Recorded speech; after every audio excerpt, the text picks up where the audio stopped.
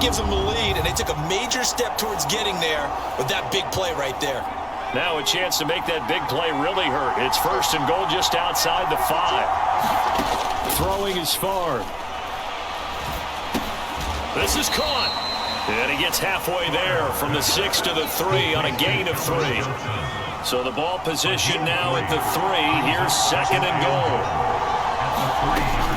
Now Favre. Buying time to his left.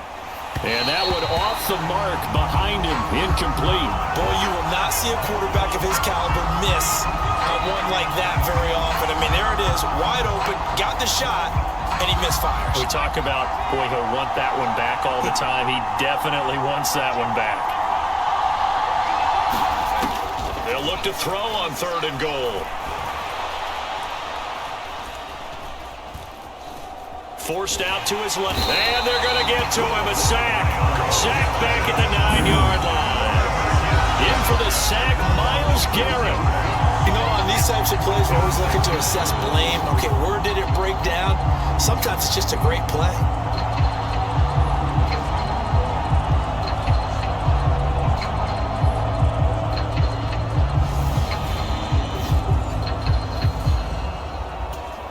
So here we go. Maybe the biggest kick of the game forthcoming from the left hash. A chip shot here.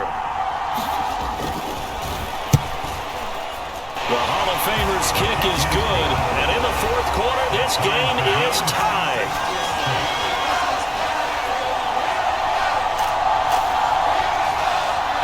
Well, I don't know if they would have gone for it on 4th and goal anyway, but the sack on 3rd down pretty much made their mind up for it. You're exactly right about that, and this is a tough place on the field to take a sack because, as you just noted, they took the decision-making away from them. Now they have to go for a field goal instead of potentially going for it. And some good special teams coverage as they bring him down just outside of the 15. The offense for the AFC set to go now. Now this game, it has obviously been all about the defense on both sides of the football. Which offense is going to break through here? We'll see if they can do it on this drive. When you think about John Madden in his retirement years post-broadcasting, he was about as active as most people are in their working years. I mean, he continued to play a key role on the NFL's competition committee. He was available to a wide range of people as a tutor, as a mentor. He continued to teach the game of football to all who would listen.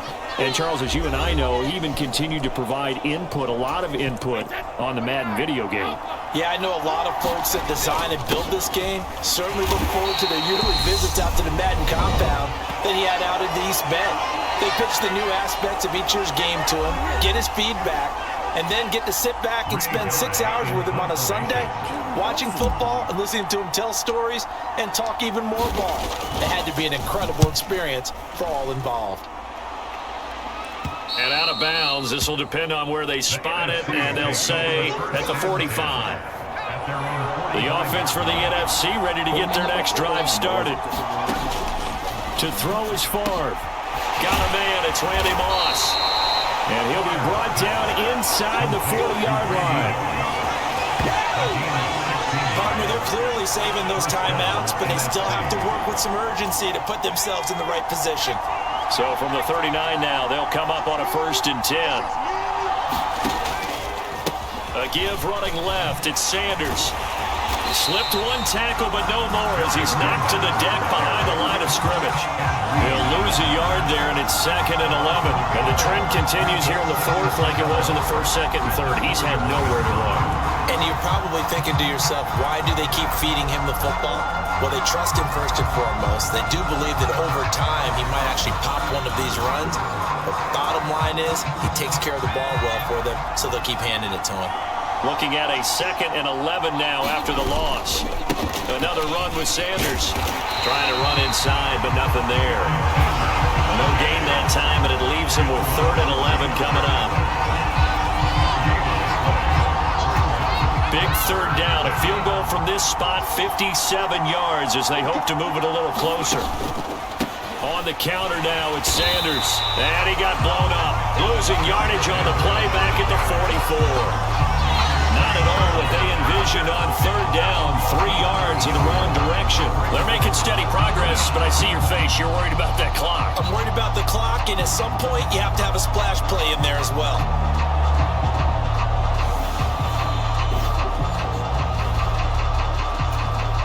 And the NFC punt team out there now as he'll punt it away for the second time. And this will carry out of bounds. Where are they going to spot it now? At about the 18-yard line, it looks like.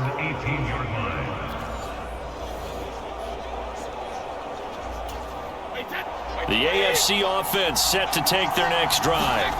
Tie game, and barring something incredible here, we're likely headed to overtime. What I would do is either hand it off inside or more likely I take a knee and let the clock run out. Because if I'm back there trying to throw and a sack happens, the ball comes free, I can lose the game here. If I get to overtime, I can still win it.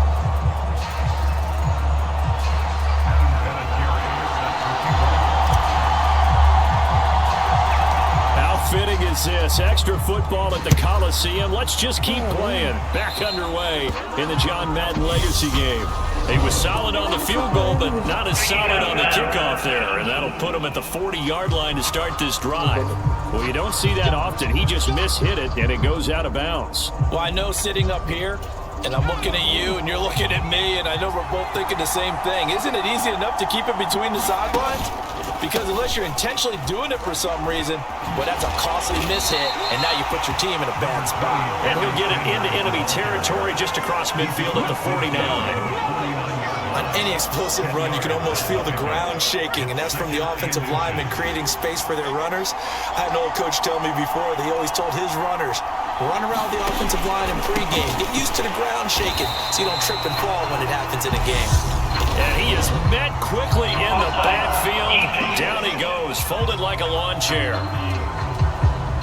Well, we looked at each other right when he flinched. We knew that that flag was coming. Yeah, offsides, easy call, mark off the 5, and keep it moving. After the penalty, a fresh set of downs. It's 1st and 10. Sanders here as they run out of the gun. Trying to find a lane, but instead he'll get back to the line of scrimmage and no more. So after the run for no gain, here's 2nd and 10. This is Eric Dickerson, 4-time rushing champ. And not even back to the line of scrimmage this time as they're on him quickly once more. That's a big loss of 3, and it brings up 3rd down. Sometimes you just sit back and marvel at what he can do defensively. Speed, strength, quickness, he's the whole package. And that package just wrapped up the runner for a loss. And it looks like we've got a dime set here defensively. 6 DBs in the game. Now a first throw here in overtime. And this is going to be incomplete. Well done by the defense. They did their job here in overtime. Boy, did they ever, because now it's 4th and really long. So if you do decide to go for it, people think you might be a little bit on the nut side, don't they? But guess what? If I did decide to go for it, I'd call something deep. I'd throw a deep pass and hope that the defense didn't remember to just knock it down. If they intercept it, it's almost like a great punt and helps out your defense with field position. Brady now on 1st down. Quick reaction as he catches it off the tip. And he is brought down at the 22 after a gain of 2, and it brings up 2nd down. Now we give up the middle to Bettis. And the second wave of tacklers is going to get him as they stop him behind the line. It's a loss of 4. Now 3rd down. We'll see what they have drawn up here. A little bit behind the line. 12 yards needed to gain a 1st down. And he goes nowhere. He'll lose yardage back at the 17. A loss of a yard, and it brings up 4th. I know there may be temptation to go for it here in overtime, but you have to punt the football. I like how emphatic you are about it, because I know the tendency is, as a player, let's go get this thing. You're actually telling your coach, come on, coach, we can get it. We have that play call. And the head coach has to remember, that play call likely isn't there. Punt the ball away. Punt it away. Be smart. Trust your defense. Trust them. So from the 39 now, they'll come up on a 1st and 10. They'll run with Sanders up the middle. And he'll lose yardage here, back at the 41. Now a timeout called for by the offense. They'll be left with just one remaining here at OT. A loss of a yard there to start out. That leads to a 2nd and 11. They'll go again with Sanders. And give him 6 yards here as he's stopped near the 35 at the 34. They'll need 5 on this play to move the sticks. On 3rd down, they turn to Sanders. And I don't think he got there, no. He's short by maybe a foot, maybe. Call it 4th and inches.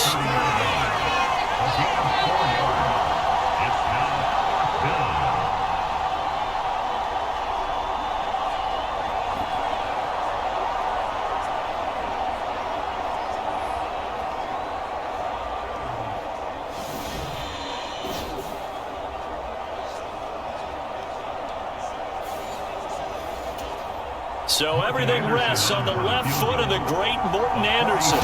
This to win it in overtime. And he got it. The kick is good in overtime. He's able to split the uprights. And they've come in here and stolen one on the road. So a thrilling finish here in overtime to a game that no one wanted to see end. And for all of us